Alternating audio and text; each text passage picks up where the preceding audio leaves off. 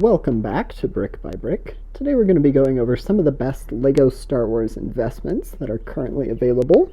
I'll just be going through Amazon, giving you guys recommendations on which sets I would personally invest in and which ones I think you guys should add to your LEGO investing portfolio. Now there are some other sets that aren't necessarily Star Wars right now that are on sale and would likely be a good investment, but for today I'll just be covering the LEGO Star Wars investments. So let's get started with the first one. First of all, we have the LEGO Star Wars 501st Clone Troopers Battle Pack. I have quite a few of these. I think they'll be a good investment, but might be a little bit before they retire, so keep that in mind if you do want to add one of these to your portfolio. It's probably not the highest recommendation I'd give for the sets we'll be going through today, but it's certainly a good choice if you are interested in getting started with LEGO investing. Next up, we have the LEGO Star Wars Mandalorian Trouble on Tatooine set. I have one of these in my portfolio, and I think it'll be a good investment, but there haven't been a ton of LEGO Mandalorian sets that have been made by LEGO, but the few that have, once they retire, end up being pretty great choices, so I think that will likely continue with this Trouble on Tatooine set. It also comes with a little Baby Yoda minifigure, which helps a little. It's not an actual minifigure, but just a normal or just a small size figure, and that makes it a pretty great investment. Next up, we have the LEGO Star Wars Boba Fett Starship set.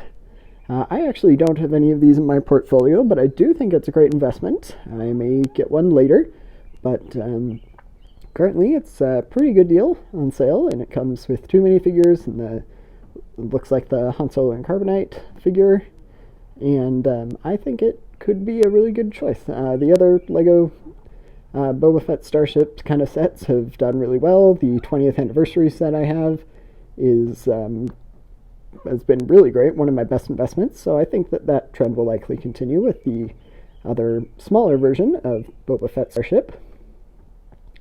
Next up, we have these three sets. First of all, we have the Scout Trooper helmet set. So I have a Stormtrooper version of this one. It's a little more expensive, some more pieces, but I think that this Scout Trooper could be a good investment. I don't know, if the LEGO Stormtrooper sets weren't retired and really expensive now, I would probably prefer them over these Trooper helmet sets, but because the Stormtrooper helmet hats went up quite a bit in value, even just a little while after they retired, it's very possible that trend could continue with the Scout Trooper helmet set. Next up, we have the LEGO Star Wars, the Clone Wars Duel on Mandalore. Looks like you have two minifigures, pretty small build, pretty good value on sale.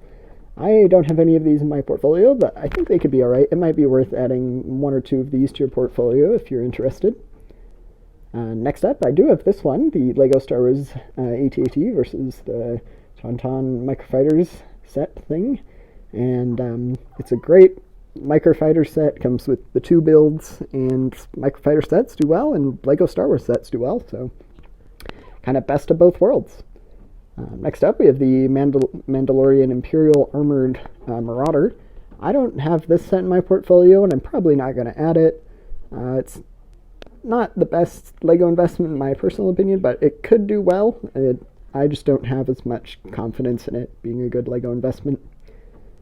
Next up, so that one is not on sale, so I'm definitely not going to be getting that one, but the Atst set, it looks like it's on sale by a pretty good amount, but it's not from the original 3 Star Wars movies, so it may not be as good of an investment, but it certainly could be alright.